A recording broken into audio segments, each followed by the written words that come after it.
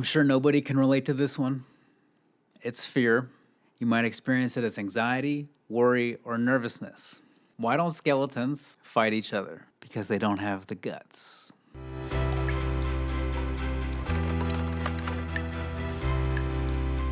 So let's validate these feelings. Living with these internal experiences can be isolating and draining. It often feels like being trapped in a cycle of fear and frustration where each day is about managing symptoms rather than living freely. Here's how it might be perceived and felt internally. Avoidance behaviors.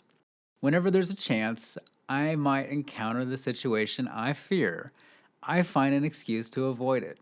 It feels safer to stay away, even though I'm missing out on things that could be good for me. Stagnation in comfort zones. I feel stuck doing the same things over and over because they're familiar and they don't scare me. I have dreams and aspirations, but they seem just out of reach because stepping out feels too intimidating. Chronic anxiety and stress. I constantly feel tense and on edge. It's like I'm always waiting for something bad to happen. My mind doesn't get a break, and physically I'm often exhausted, yet I can't seem to relax. Low self-esteem and self-doubt. I frequently question my abilities and worth. It's hard to feel confident about my decisions, and I often feel like I'm not good enough, no matter what I achieve. It's like a voice in my head keeps pulling me down. Relationship difficulties. I want to connect with others and have meaningful relationships, but I'm scared of being hurt or rejected. This fear makes me hold back my true feelings and perhaps push people away without meaning to. Decision-making paralysis. Faced with choices, I find myself frozen, unable to decide. I'm terrified of making the wrong decision, so sometimes I don't choose at all, which only leads to more frustration and regret. Negative coping mechanisms. Sometimes the only way I feel I can cope is by turning to things like alcohol, food, or hours of mindless activities. It helps me escape my feelings of fear for a while, but I know it's not a real solution. So up until this point, you can basically see that all of these lower emotions keep us from living the life we really want to live. Specifically, fear is a fundamental emotional response to perceived threats or dangers, serving a critical role in protecting individuals from harm. It triggers a range of physiological and psychological reactions designed to enhance survival through either fight, flight, or freeze responses. Unlike emotions such as grief, which centers on loss, or guilt, which focuses on moral transgressions, fear is primarily concerned with the anticipation of harm, whether physical, emotional, or psychological. It can be triggered by immediate threats or by anticipation of future dangers. Fear can also be irrational or exaggerated, leading to phobias or anxiety disorders when the sense of danger is disproportionate to the actual risk. Fear can be both a protective mechanism and a barrier. While it helps in avoiding real dangers and preparing the body to respond to them, excessive or chronic fear can be paralyzing and limit one's ability to live fully. It can inhibit exploration, creativity, and engagement with life by creating an overwhelming focus on avoiding harm.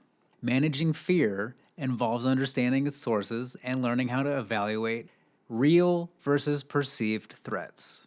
Techniques such as exposure therapy, cognitive behavioral therapy, and relaxation strategies can help individuals reduce the intensity of their fear responses, building resilience through experiences that foster confidence, and overcoming small fears can also help diminish the impact of fear on one's life. Ultimately, facing and processing fear is crucial for growth and development, allowing individuals to engage more fully with life and to act despite the presence of risk. So since we don't all want to be scaredy cats, let's get to the exercises. Graduated exposure steps. In this exercise, create a fear hierarchy list, starting with a situation that caused mild anxiety and build up to the most frightening scenarios.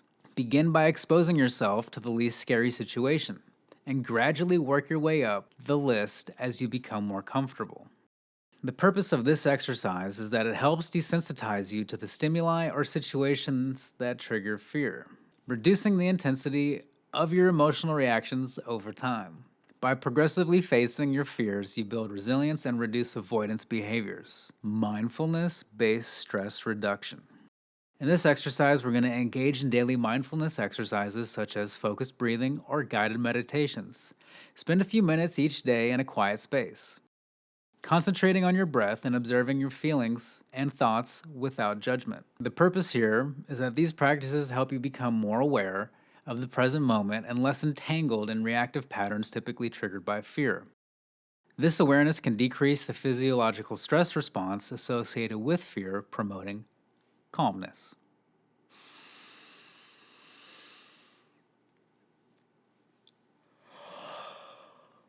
Cognitive restructuring. This time, we're going to be keeping a list of fearful thoughts and analyze them for patterns of irrational or exaggerated thinking. Challenge these thoughts by asking yourself evidence-based questions like, what evidence do I have that this thought is true? And what are the more likely outcomes? The purpose of this exercise encourages you to question and modify the thought processes that fuel fear, replacing them with more rational and realistic perspectives. This whole course is about gaining more perspectives. This can diminish the emotional power of fearful thoughts and enhance your ability to handle situations rationally. These exercises are designed not only to manage the symptoms of, but also to address its roots by altering the thought processes and behaviors that perpetuate it. Regular practice can significantly improve your ability to function in situations that previously provoked fear, enhancing overall emotional resilience. By incorporating these techniques into your daily routine, you can gradually diminish the role fear plays in your life, enabling a more empowered and proactive approach to challenges. It's important to proceed at a pace that feels manageable, as too rapid exposure or forced confrontation with fear can be counterproductive. Professional guidance from a therapist specializing in anxiety disorders can also be invaluable in navigating and customizing these exercises. And it's important to remember we've already conquered fears. There was a time where I was scared to get a job. One of my first bosses told me that I was very timid and that I didn't speak up for myself. I worked at a sub shop, and I remember like walking the order to these people, and I would go up to each group and be like, hey, are you Brian? I'm like, no, Brian here. Hey, are you guys Brian? Hey, is Brian over here? And I would go to like table to table, and my boss was like, yo, Adrian, yell it out. Like, hey, Brian. And like, oh, there he is over there. Go give him his stuff. He's like, yo, bro, you're wasting time. You can't just be walking around all timid. You got to grow a pair. And and right after that, I started yelling it out, and it was empowering. I conquered my fear. And I remember being in EMT school, going over to the AED and doing chest compressions on someone that was in cardiac arrest, right? And the first time you do that, you got your hands all sweaty, and you're like, oh man, time to get to, And after you do that a couple of times, it just becomes another thing. So my point here is I'm absolutely certain that at some point in your life, you have gotten over some fears. Now, the things that you're stuck on, you have a limiting belief that there's some reason why you can't overcome them. And by knowing that it's a limiting belief, believing that it's a limiting belief, you now begin to open up the gate that you can achieve freedom from the things that have a grasp on you. You can conquer your fears, and you can be one step closer to being your best self.